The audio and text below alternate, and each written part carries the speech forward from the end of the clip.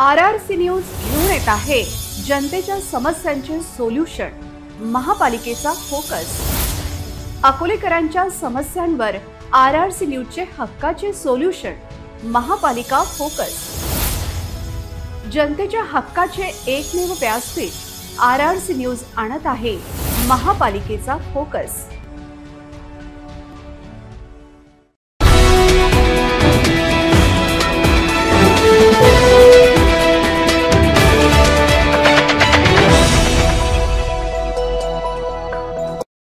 नमस्कार, RRC नेटवर्कच्या latest बातमीपत्रात आपले स्वागत। अशा आहेत आजच्या हेडलाईन्स।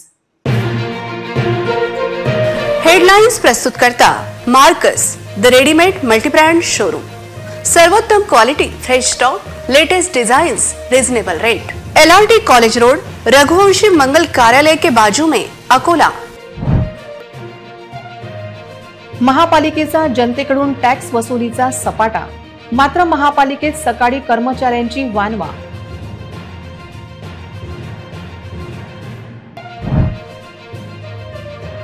महापालिकेच्या विविध विभागात दलालांचे राज्य, आउटसोर्सिंग कर्मचारी आहेत तरी कुठे?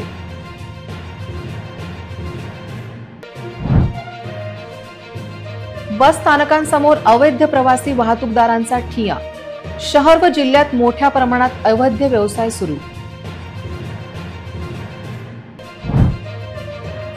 अकोट येथे अपघातांची मालिका सुरू, रेल्वे पुलावरील लाईट्स लागणार तरी केव्हा?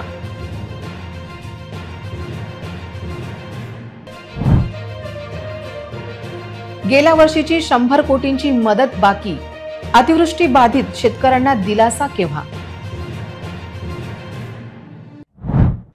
आता सविस्तर बातम्या। अकोलेकर समस्यांनी त्रस्त असून महापालिकेत कर्मचाऱ्यांची वानवा आहे।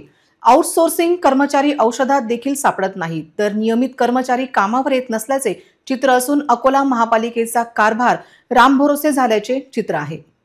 महापालिकेला फक्त कोट्यावधींचा टॅक्स अकोलेकरांकडून पाहिजे।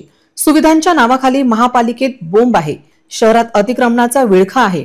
महापालिकेच्या प्रत्येक विभागाला दलालांचा कब्जा आहे, अशी ओरड नागरिकांची सुरू आहे। सकाळी 9:45 ला ऑफिस सुरू होण्याची वेळ असते, पण महापालिकेत वरिष्ठ अधिकारीच काय चतुर्थ श्रेणी कर्मचारी देखील येत नाहीत। काही विभागात प्रामाणिक कर्मचारी येतात, पण इतर सर्वच विभागात मात्र सकाळी 10 वाजता गैरहजर कर्मचाऱ्यांची मोठी लिस्ट आहे। आयुक्त, उपायुक्त, सहाय्यक आयुक्त, सामान्य प्रशासन विभागाचे अधिकारी व कर्मचारी यांची उपस्थिती नसते। केवळ महापालिका अकोलेकरांकडून कोट्यावधीचा टॅक्स जमा करण्यासाठी आहे की काय? लोकांच्या सेवा आणि सुविधांचे काय, असा प्रश्न उपस्थित होतो। आउटसोर्सिंग कर्मचाऱ्यांची हजेरी घेण्याची हिंमत आणि धाडस अधिकाऱ्यांमध्ये नाही। शहरात डासांचा सुळसुळाट आहे, गढूळ पाणी पुरवठा होत आहे, रस्त्यावर अतिक्रमण आहे, पथदिवे बंद आहे। अशा सर्व समस्या असताना महापालिका जनतेसाठी काय उपाययोजना करते, असा प्रश्न उपस्थित होतो।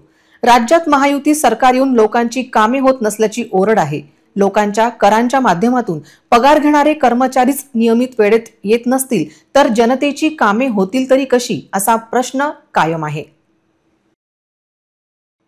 महापालिकेच्या काही विभागात दलालांचे राज्य आहे। भ्रष्ट अधिकारी व कर्मचाऱ्यांची साखळी लोकप्रतिनिधींनी मोडून काढण्याची गरज जनतेतून व्यक्त केली जात आहे, तर महापालिकेत नोकरी असलेल्या आउट कर्मचाऱ्यांना लुटणारे कोण, असा प्रश्न आता विचारला जात आहे। काही भ्रष्ट अधिकाऱ्यांमुळे अकोल्याचा अनियंत्रित विकास आणि नागरी समस्या वाढल्या आहेत। शहर अवैध इमारतीचा सुळसुळाट असून आउटसोर्सिंगद्वारे लावण्यात आलेले इंजिनियर करतात तरी काय, असा प्रश्न उपस्थित होत आहे। अनधिकृत एकाही इमारतीवर शहरात कारवाई होत नसल्याने काही बिल्डर सामान्य अकोलेकरांना फसवण्यात गुंतले आहे। नकाशा मंजुरीपासून ते बांधकाम कंप्लीशन पर्यंत सर्वच ठिकाणी पैसा द्यावा लागत आहे। पालकमंत्री आकाश फुंडकर यांनी महापालिकेच्या कामकाजाचा आढावा घेत लोकहिताचे कामे मार्गी लागतील काय, याची खातरजमा करण्याची गरज आहे, अशी मागणी अकोलेकरांनी केली आहे। आउटसोर्सिंग मध्ये काम करणारे अनेक कर्मचारी हे भाजपाचे असून त्यांना नोकरी लावणारे देखील भाजपाचेच पदाधिकारी आहे, पण नोकरीवर असलेल्या काही कर्मचाऱ्यांची लुबाडणूक होत असल्याची ओरड आता सुरू झाली आहे। ही नेमकी लुबाडणूक कोण करत आहे, असा प्रश्न विचारला जात आहे। बस स्थानकासमोर अवैध प्रवासी वाहतूक जोरात सुरू आहे। घरगुती गॅसवर ऑटो व्यवसाय, गुटखा, वरडी मटका, गोवंश कत्तल जिल्ह्यातच नाही तर शहरात देखील सुरू आहे। क्रिकेट बुकिंगचा धंदा तेजीस आहे. शहरातील अतिक्रमण जैसे थे आहे. महायुतीच्या सरकारच्या काळात या सर्व गोष्टींना मान्यता कोणाची असा प्रश्न आता विचारला जात आहे. जिल्ह्यात मोठ्या प्रमाणात खासगी प्रवासी वाहतूक आहे. ही खासगी प्रवासी वाहतूक थांबत नाही.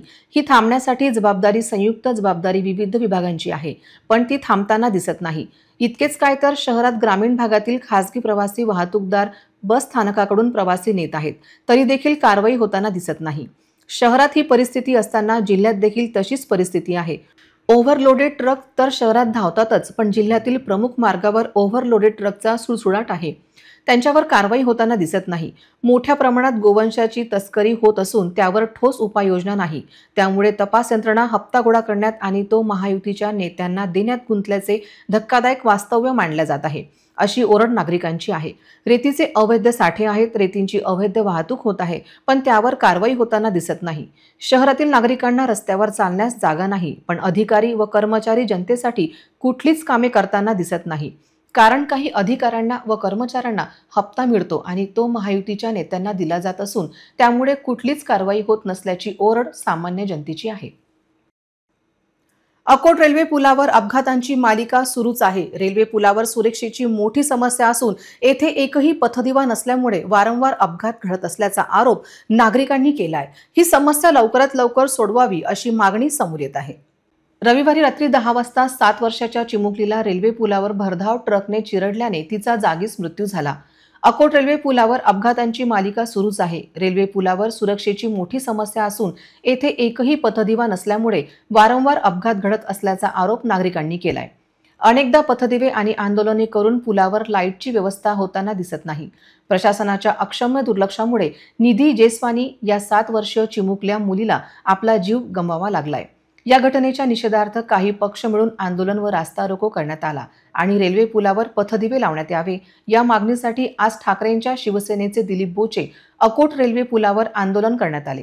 प्रहारचे जिल्हाध्यक्ष कुलदीप वसू, विशाल भगत, विश्व हिंदू परिषद, बजरंग दलचे विजय चंदन, विविध पक्षांचे कार्यकर्ते व अकोटचे प्रतिष्ठित नागरिक यांचा रास्ता रोकोमध्ये सहभाग होता.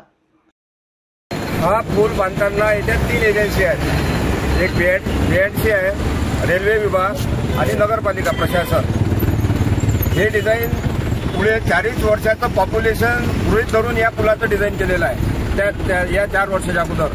पण आज इथं अशी घटना रोज, छोट्या मोठ्या घटना रोज घडतात. काल त्या शालेय विद्यार्थिनीचा मृत्यू झाला. त्याला जे जबाबदार असतील 3 एजन्स्या, या 3 एजन्सीच्या अधिकाऱ्यावर आणि लोकप्रतिनिधीवर सदोष मनुष्यवधाचे गुन्हे दाखल झालेच पाहिजेत. या 4-8 दिवसात जर गुन्हे दाखल नाही झाले तर आम्ही सर्व पक्षीय, सर्व जनतेच्या वतीनं जनहित याचिका आम्ही दाखल करणार. जो पैदल जाण्याचा मार्ग जो आहे पुलावरून त्याला पूर्ण चिका आहे, त्याच्यातून लोकांचे पाय पडतात. जो पर्याय मार्ग कशासाठी आहे की लोकांनी पैदल त्याच्यात जायला पाहिजे, त्याच्यावरच चिका आणि गड्डे आहे. त्याच्यामुळे बरेच लोकांचे हातपाय तुटले, तरी तो सुद्धा रस्ता जो पर्याय मार्ग तो व्यवस्थित करण्यात यावा. 10 वाजता अकोट एमपीएमसीबी जेस्वानी या मुलीचा मृत्यू झाला. ॲक्सिडेंटमध्ये तिचा मृत्यू झाला. त्याला कारणीभूत अकोटचं बीएनसी डिपार्टमेंट आणि नगर परिषद आहे.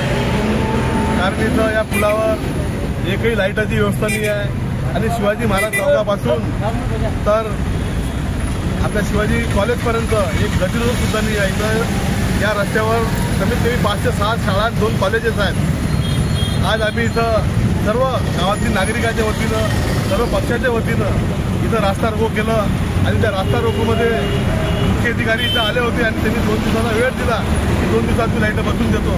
मी त्यांना सांगितलं जर अकोटच्या अधिकाऱ्यांना पैशाची कमतरता पडत असेल, त्यांच्याकडे पैसा नसेल तर आम्ही शिवाजी चौकात भीक मागतो, याच्या तोंडावर फेकून मारतो.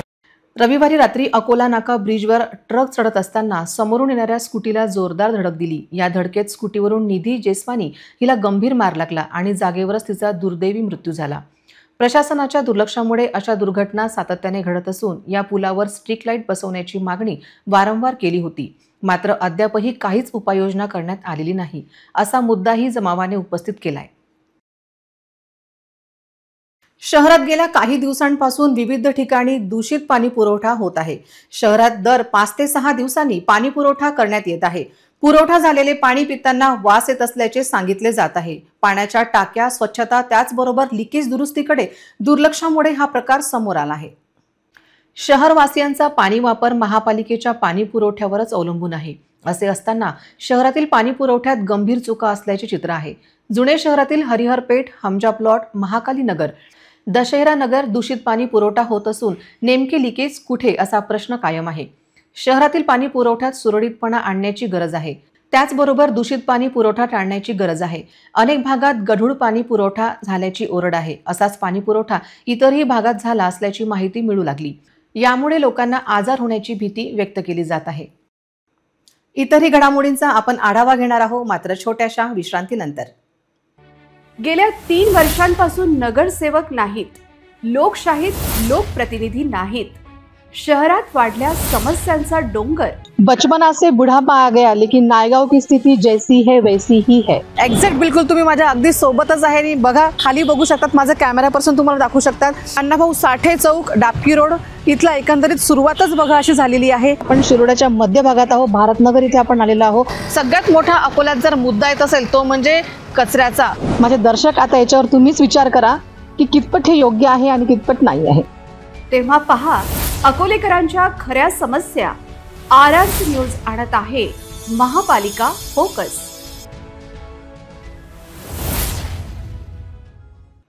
विश्रांतीनंतर पुन्हा एकदा तुम्हा सर्वांचं हार्दिक स्वागत. देशमुख महिला मंडळाची वसंत पंचमी ही थीम होती. ग्रुपच्या सदस्यांनी सरस्वती पूजन व वसंत ऋतूवर आधारित गाण्यांवर नृत्य प्रस्तुत करून उपस्थितांचे मनोरंजन केले. तसेच या प्रसंगी तारक मेहता का उल्टा चष्मा या हिंदी धारावाहिक मधील पात्रांच्या वेशभूषा करून येण्याची शर्यत घेण्यात आली. पाहूया एक वृत्तांत. 1 फेब्रुवारीला वैदेही ग्रुपची सभा हॉटेल सेंटर प्लाझा येथे पार पडली. कार्यक्रमाच्या अध्यक्षस्थानी देशमुख महिला मंडळाच्या अध्यक्षा सौ राज्यश्रीताई देशमुख होत्या. तसेच उपाध्यक्ष सौ नयनाताई, सचिव सौ स्वप्नालीताई, कोषाध्यक्ष सौ प्रतिभाताई, ज्येष्ठ सल्लागार श्रीमती कविताताई, ग्रुपच्या लीडर सौ संध्याताई आणि कार्यक्रमाच्या प्रमुख पाहुण्या सौ सीमाताई देशमुख कामरगावकर ह्या उपस्थित होत्या. कार्यक्रमाची सुरुवात दीपप्रज्वलनाने करून मान्यवरांचे स्वागत करण्यात आले. प्रमुख पाहुण्यांनी भाषणामध्ये समाजातील समस्यांची चर्चा केली व उत्कृष्टरित्या उपस्थित महिलांना मार्गदर्शन केले. नंतर अंगी उत्कृष्ट संघटन कौशल्य लाभलेल्या राज्यश्रीताईने महिलांना अध्यक्षीय भाषणात समयोचित मार्गदर्शन केले व वैदेही ग्रुपच्या भीषण अपघातात गंभीररित्या जखमी झालेल्या श्री सूरज गजानन देशमुख यांना शस्त्रक्रियेसाठी मदत केलेल्या सामाजिक उपक्रमाची माहिती दिली. नमस्ते शारदे देवी सरस्वती मतिप्रदे वसत्व मम जिव्हाग्रे सर्व विद्याप्रदा भव. गणपती आणि शारदेला वंदन करते. भाऊसाहेब पंजाबराव देशमुख आणि जिजाऊ माता महासाहेबांना मानाचा मुजरा करते. व्यासपीठावर उपस्थित आजच्या प्रमुख पाहुण्या आणि सर्व कार्यकारिणी आणि समोर उपस्थित असलेल्या माझ्या सर्व ज्येष्ठ श्रेष्ठ भगिनी, आपणा सर्वांना माझा नमस्कार आणि वसंत पंचमीच्या हार्दिक शुभेच्छा. आज यांचा योग खूपच छान आलेला आहे. वैदेही ग्रुपचा वसंत पंचमी आहे, गणेश जयंती आहे आणि वसंत पंचमीला खरं तर पिवळा रंग परिधान करतात, पिवळी वस्त्र परिधान करतात, पिवळा नैवेद्य शारदेला अर्पण करतात, पिवळे फुलं अर्पण करतात. पिवळ्या रंगाचं खूप महत्व आहे वसंत पंचमीला. आज तुम्ही पिवळा रंग जरी दिला असता, ड्रेस कोड चालला असता, परंतु ही जरा हटके थीम झाली. जसा त्यांचा व्हिडिओ हटके झाला तसा त्यांची थीम पण हटके आहे. तर छान वाटतं काहीतरी वेगळं आणि बनवून यायचं, काही फरक नाही पडत ना. छान थोडंसं. सौ सुलताताई आणि सौ अस्मिताताई यांनी सूत्रसंचालन केले. प्रमुख पाहुण्यांचा परिचय सौ नयनाताई यांनी दिला. आभार प्रदर्शन श्रीमती हर्षदाताई यांनी केले. वसंत पंचमी ही थीम होती म्हणून ग्रुपच्या सदस्यांनी सरस्वती पूजन व वसंत ऋतूवर आधारित गाण्यांवर नृत्य प्रस्तुत करून उपस्थितांचे मनोरंजन केले. तसेच या प्रसंगी तारक मेहता का उल्टा चष्मा या हिंदी धारावाहिक मधील पात्रांच्या वेशभूषा करून येण्याची शर्यत घेण्यात आली. इंग्लिश अल्फाबेट्सचा गेम व वसंत पंचमी थीमवर प्रश्नोत्तरांचा गेम घेण्यात आला व बक्षीस म्हणून tomato sauce, gulab jamun mix, dhokla mix, कांदा लसूण मसाला आणि पनीर बटर मसाला यांची पाकिटे गेम्समध्ये जिंकलेल्या विजेत्यांना देण्यात आली. विजेत्यांमध्ये मृदुलता, प्रतिभा, प्रांजली, श्वेता, वैशाली, शीतल, सपना, संगीता, माधुरी, सीमा, उषा, स्वप्नाली, ममता, वृषाली, राज्यश्री, रोहिणी, सुचिता, संध्या, साधना, सीमा, वंदना, विजया, शैलेजा, दीपाली, अर्चना, पौर्णिमा, शीतल, राजश्री, वर्षा, वैशाली, प्राची, दीपाली, कल्पना, भावना, मनीषा, रेवती, सारिका आदींचा सहभाग होता। अशी ही वैदेही ग्रुपची रंगारंग मासिक सभा यशस्वी करण्यासाठी ग्रुपच्या सदस्या सध्यालता, अस्मिता, ज्योती, स्वाती, चंदा, सुलता, अरुणाताई, नभा, संगीता, कल्याणी, पूजा, विद्या, अनुराधा, वंदना, माधुरी, हर्षदाताई, नीता, शालिनी, अरुणा, सरोज आदींचे मोलाचे सहकार्य लाभले। शहरातील रस्त्यावर मातीचे थर आहेत, त्याचबरोबर शहरातील प्रमुख रस्त्यावर लाईट्स बंद आहेत, अतिक्रमण जैसे थे आहे। महापालिका करते तरी काय असा प्रश्न उपस्थित होत आहे। शहर समस्यांचे माहेर होत असताना लोकप्रतिनिधी गप्प का असा प्रश्न उपस्थित होत आहे। शहरातील पथदिव्यांचा प्रकाश उजेड घटला आहे। शहरातील प्रमुख रस्त्यांवर लाईट्स बंद आहेत, ते सुरू करण्यासाठी महापालिकेला पुढाकार घ्यावा लागणार आहे। शहरातील अनेक रस्त्यावरील पथदिव्यांचा प्रकाश घटला असून काही ठिकाणी तर लाईट्स बंद आहे, त्यावर कुठेही उपाययोजना होताना दिसत नाही। महापालिकेच्या प्राथमिक कर्तव्यामध्ये नाले, सफाई, रस्ते सफाई हा प्रमुख उपक्रम आहे, पण शहरातील प्रमुख मार्गावर मातीचे थर आहेत, ते थर साफ करण्यासाठी नियुक्त कर्मचारी यांची केवळ कागदोपत्री हजेरी असते। शहरातील नाल्यांमध्ये गाळच गाळ आहे, तो पावसाळ्याची वाट पाहत काढला जाणार नाही याची अकोलेकरांना जाण आहे। शहरात डासांचा उद्रेक आहे, डेंग्यू आणि मलेरिया यामुळे अकोलेकरांचे मृत्यू झाले तर महापालिकेला काही देणे घेणे नाही। आदिवासी विभागातील 181 डिजिटल करण्यात येणार असून वसतिगृह अद्ययावत करण्यात येणार आहे, अशी माहिती यावेळी पत्र परिषदेमध्ये मंत्री अशोक उईके यांनी दिली आहे। मुख्यमंत्री देवेंद्र फडणवीस यांच्या नेतृत्वात आदिवासी विभाग चांगलं काम करीत असून आदिवासी विभागाचा कृती विकास आराखडा तयार करण्यात आला आहे। आदिवासी वसतिगृहामध्ये सर्व विद्यार्थ्यांना प्रवेश मिळणार असून एकही विद्यार्थी आदिवासी विभागाच्या प्रवेशापासून व शैक्षणिक प्रवेशापासून वंचित राहू नये यासाठी आपला प्रयत्न राहणार असून पारधी समाज दुर्लक्षित होत असून आता प्रत्येक जिल्ह्यात पारधी समाजाच्या बांधवांसाठी विशेष पॅकेज मंजूर करण्यात येईल। एकही युवक, एकही कुटुंब बेरोजगार राहणार नाही यासाठी प्रयत्न करणार असल्याचे आदिवासी विकास मंत्री अशोक उईके यांनी सांगितले। अमरावती येथे स्थानिक समाज कल्याण विभागाच्या सभागृहात आढावा बैठकीत ते बोलत होते। या बैठकीत व्यासपीठावर माजी मंत्री आमदार प्रवीण पोटे, आमदार प्रवीण तायडे, आमदार केवलराम काळे, आमदार राजेश वानखडे, आमदार उमेश यावलकर, आमदार गजानन लवटे, दिनेश सूर्यवंशी, किरण पातुरकर, संगीता बोंडे यांच्यासह भाजपाचे पदाधिकारी व अधिकाऱ्यांची उपस्थिती होती। महाराष्ट्र अनुसूचित जाती जमाती आयोगही स्थापन करण्यात येणार असल्याची माहिती यावेळी अशोक उईके यांनी दिली। राज्यातील प्रत्येक जिल्ह्यातील वसतिगृह आमदार लोकप्रतिनिधी दत्तक घेणार असून या वसतिगृहाच्या शाळांना लोकप्रतिनिधी आमदारांच्या व्हिजिट होणार आहे। वसतिगृह बांधण्यासाठी जागा मिळाली नाही तर विद्यापीठात वसतिगृहासाठी जागा घेऊन वसतिगृह उभारल्या जाणार असल्याचेही यावेळी त्यांनी उल्लेख केला। महाराष्ट्राचे मुख्यमंत्री देवेंद्र फडणवीस यांच्या नेतृत्वामध्ये आदिवासी विकास विभागाचा मंत्री म्हणून जबाबदारी मिळाल्यानंतर मुख्यमंत्री मोदींनी 100 दिवसाचा कृती आराखडा बनवला। त्या 100 दिवसाच्या कृती आराखड्यामध्ये आदिवासी विभागाला सुद्धा एक भाग म्हणून आदिवासी विभागाच्या माध्यमातून 100 दिवसाच्या कार्यक्रमामध्ये निवेदन करून सादरीकरण केलं आणि त्याची अंमलबजावणी करण्याची प्रक्रिया आदिवासी विभागाच्या माध्यमातून सुरू आहे। इतरही घडामोडींचा आपण आढावा घेणार आहोत मात्र छोट्याशा विश्रांतीनंतर। ना दर महिन्यात रिचार्जची भानगड, ना डाटा पॅक संपण्याचं टेन्शन। आमच्या घरी आहे RRC ब्रॉडबँड कनेक्शन। तुम्ही घेतलाय काही वर्षाचा नवा प्लॅन?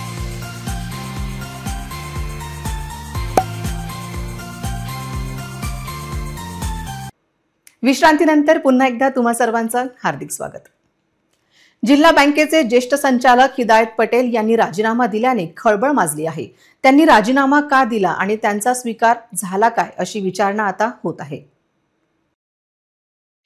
अकोला जिल्हा मध्यवर्ती सहकारी बँकेचे संचालक, जिल्ह्यातील सहकार चळवळीचे ज्येष्ठ नेते तथा जिल्हा काँग्रेस कमिटीचे माजी जिल्हाध्यक्ष हिदायत पटेल यांनी अगदी अचानक व अनपेक्षितपणे जिल्हा मध्यवर्ती बँकेच्या संचालक पदाचा राजीनामा दिल्याची माहिती आहे।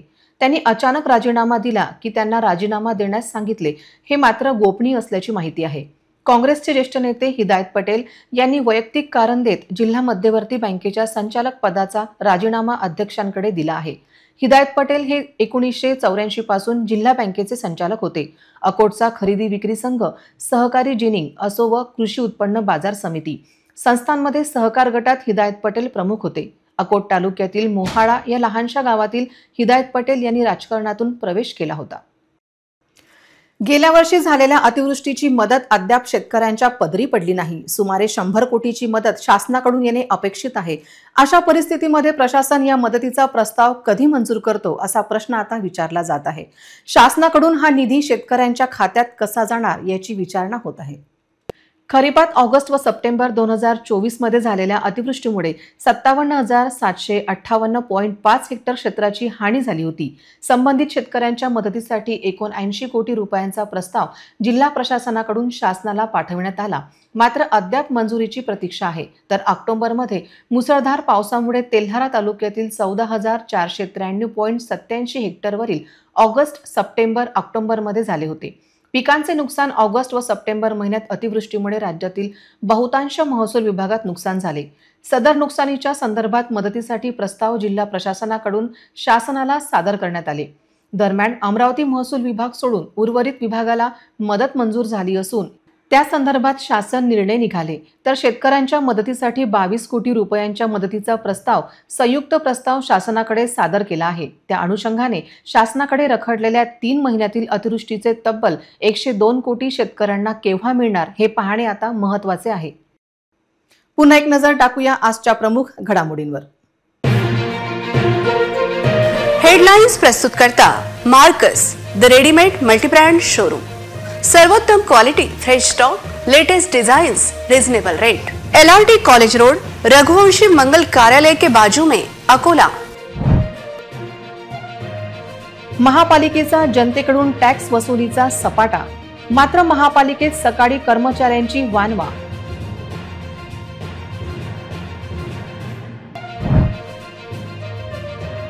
महापालिकेच्या विविध विभागात दलालांचे राज्य, आउटसोर्सिंग कर्मचारी आहेत तरी कुठे?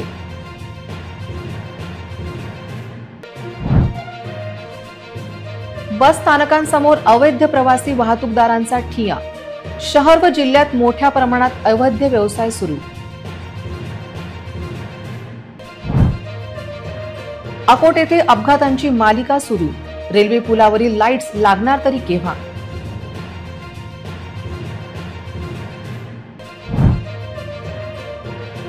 गेल्या वर्षीची 100 कोटींची मदत बाकी। अतिवृष्टी बाधित शेतकऱ्यांना दिलासा केव्हा? बातम्यांसाठी तुम्ही पाहत रहा RRC न्यूज। 2.25 लाख दर्शकांनी RRC डिजिटल अकोला हे YouTube चॅनल सबस्क्राइब केले आहे, तेव्हा तुम्ही कसली वाट पाहत आहात? तुम्ही पण सबस्क्राइब करा आणि बेल आयकॉन क्लिक करत RRCच्या बातम्या निरंतर पहा। तुमच्या मोबाईलवर नोटिफिकेशन मिळवण्यासाठी सबस्क्राइब करा RRCचे YouTube चॅनल। लाईक आणि फॉरवर्ड करा RRC डिजिटल अकोलाचे हे न्यूज बुलेटिन। पुन्हा भेटूया लेटेस्ट बातम्यांसह नव्या बातमीपत्रात। तोवर नमस्कार।